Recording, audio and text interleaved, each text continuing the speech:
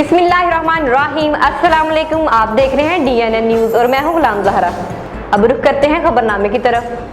खबर शामिल करते हैं जिला सांगर से। इमरान अब्बासी की रिपोर्ट के मुताबिक अमीर जमात इस्लामी पाकिस्तान मोहतरम सिराजुल हक साहब और अमीर सूबा सिंध मोहतरम मोहम्मद हुसैन मेहनती साहब की अपील पर पूरे मुल्क की तरह टंडवादम जमात इस्लामी के तहत प्रेस क्लब टंडवादम पर फलस्तीनी भाइयों से इज़हार यकजहती किया गया, जिससे अमीर जिला सांगर जनाब अब्दुल गफूर इंसारी, नायब अमीर जिला सांगर जनाब मुश्ताक अहमद आदल, अमीर शहर टंडवादम अब्दुस्तार इंसारी और कीम शहर सैयद अरीफुल्ला भाई ने खताब किया।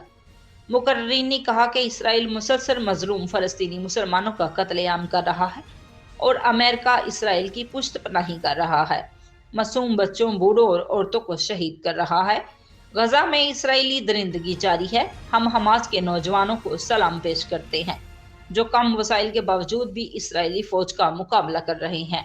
हम इस्लामी ममालिक के सरबराहों से कहते हैं कि वो फ़लस्तीन के मजलूम मुसलमानों की इमदाद करें और इनका साथ दें। जमात इस्लामी अपने मजलूम फ़लस्तीनी मुसलमानों के साथ है।